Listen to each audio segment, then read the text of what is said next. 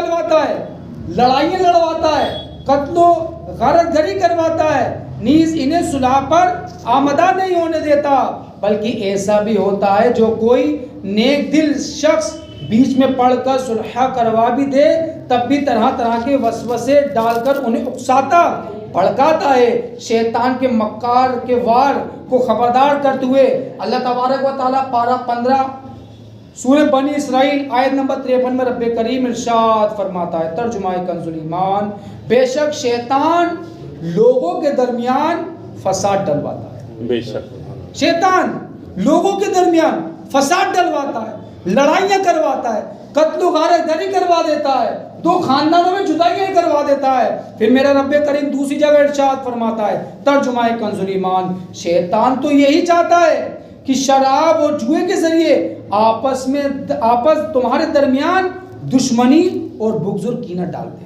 شراب کے ذریعے، جوئے کے ذریعے، تو آپس میں کیا ہوتا ہے، اس سے دل میں جیلیسی پیدا ہو جائے گی، کینہ پیدا ہو جائے گا، کیا کیا بیماریاں گناہ بری پیدا ہو جائیں گے۔ اے میرے پیارے محترم اسلامی بھائیوں، جن گھروں میں آپسی میں ناراضگیوں کا سلسلہ ہے، ماں بیٹی، باپ بیٹے، بھائی بہن، ساس بہو، نند بھاوت، میاں بیوی، دیگر رشتہ داروں میں آپس کے اندر ناراضگیاں ہوں، پڑوسیوں کے ساتھ انبن ہو گئی ہو، دوستوں میں لڑائی ٹھن گئی ہو، خاندان اور قبیلے آپس میں ٹکرا گئے ہوں، بازار میں جو دکاندار آپس میں ایک دوسرے کی کاٹ میں مصروف ہوں، ان سب مسلمانوں کو اللہ پاک کی رضا کے لیے پکی صلح کر کے مل جل کر شیطان کے فوٹ ڈلوانے والے تباکار وار کو بیکار بنا دینا چاہیے۔ بے شک یقیناً آپس کے فسادات میں دنیا و آخرت کے بے شمار نقصانات ہیں۔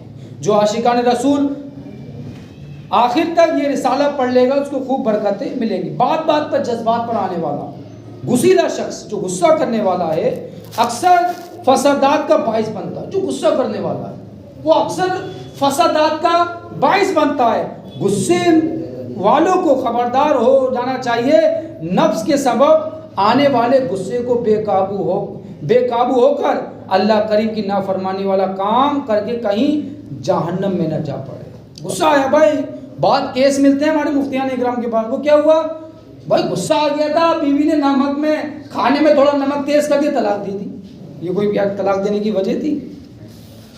اس کو معنی کیا ہے؟ یعنی بدلہ لینے کی ارادے کے سبب دل میں خون جوش مارنا، یہ بدلہ لیا، اس سے بدلہ لینا، یہ غصے کی ڈیفینیشن ہے۔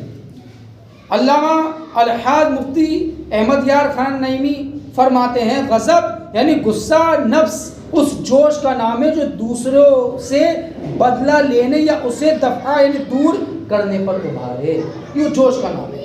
اللہ پاک کے آخری نبی صلی اللہ علیہ وسلم فرماتے ہیں، جہنم کا ایک دروازہ ہے جس سے وہی لوگ داخل ہوں گے جن کا غصہ اللہ کی نافرمانی کے بعد ہی ٹھنڈا ہوتا ہے۔ اللہ، جن کا غصہ اللہ کی نافرمانی کے بعد ہی ٹھنڈا ہوتا ہے۔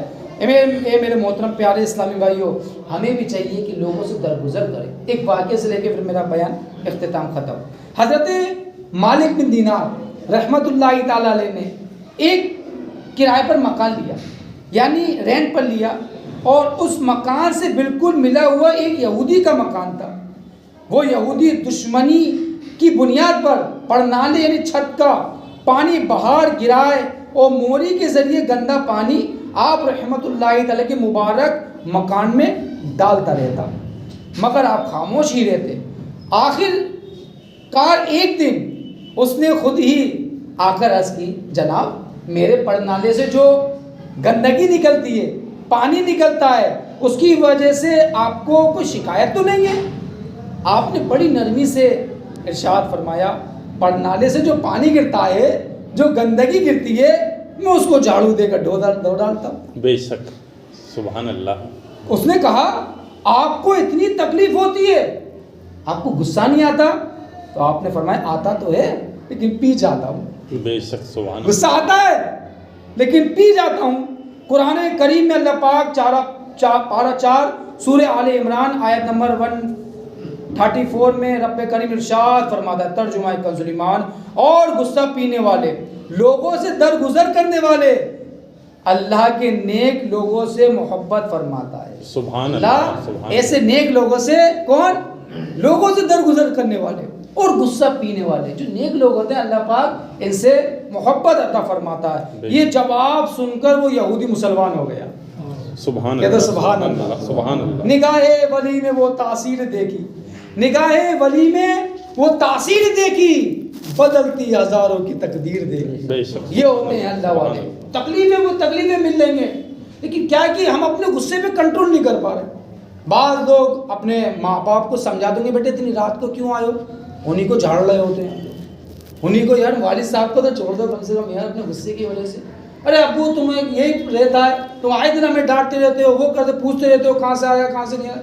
یہ ایسا نہیں ہونا چاہیے. بعض لوگ آتے ہیں باہر سے، گھر پہ لڑائی ہو رہی ہوگی بچوں کی امی سے، اور مسجد کے امام صاحب کو سنانے لگیں گے، کمیٹی والوں سے لڑنے لگیں گے. تو پیارے پیارے اسلامی بھائیوں، ہم اپنے غصے کو کنٹرول کریں. کیسے کنٹرول کریں؟ اس آیت کریمہ پر عمل کرتے ہوئے. اور غصہ پینے والے کیا؟ اور غصہ پینے والے لوگوں سے درگزر کرنے والے یہ اللہ کے نیک بندے ہیں.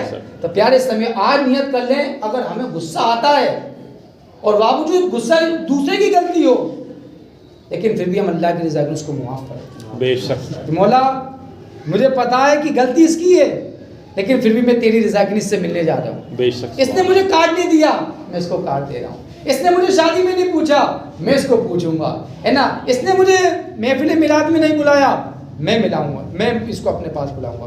تو کیا نیت بنتی ہے؟ آج یہ بیان سے یہ نیت کر کے جائیں انشاءاللہ ہم آپس میں رشتہ داریاں نہیں توڑیں. بے شک. رشتہ، میرے آقا فرماتے ہیں کہ رشتہ داریاں توڑنے والا جنت میں نہیں جائے. ابھی شعبان کا مہینہ گیا ہے، اس میں اتنی فضیلت ہے شعبان کے مہینے کی کہ اس میں اللہ پاک سب کو نظر رحمت فرماتا ہے، سب کو بخش دیتا ہے. لیکن کچھ رات میں ایسے بھی جو اس رات میں نہیں بخشے جاتے، ان میں سے ماں باپ کا نافرمان بھی ہے، رشتہ کاٹنے والا بھی ہے، اور شرابی بھی، اور کئی باتیں اس میں لکھی ہوئی کتاب میں جو ہفتہ وار بیان آتا ہے اس کے اندر. تو پیارے پیارے اسلامی رشتہ بچائیے. کیا کریں؟ رشتہ بچائیے، چاہے وہ خالہ ذات ہوں، تایا ذات ہوں، پھوپھی ذات ہوں. اگر وہ ہم سے نہیں بول رہے آپ خود ہی ان کے پاس چلے جائیں. ایک لاسٹ اعلان، الحمدللہ خوشخبری، سبحان اللہ. 23-24 میں ہونے والا ہے ویلکم ظفر آباد میں 2 دن کا سنت و ورا اجتماع.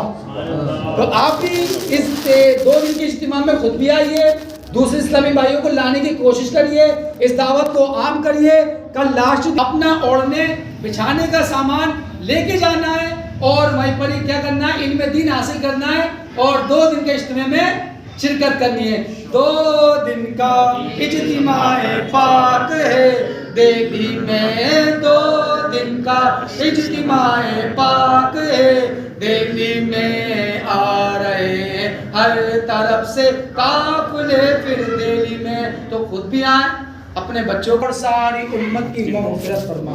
آمین. یا اللہ پاک بیان کی غلطیاں تمام گناہ معاف فرما، عمل کا جذبہ دے، پرہیزگار اور ماں باپ کا فرما بردار بنا.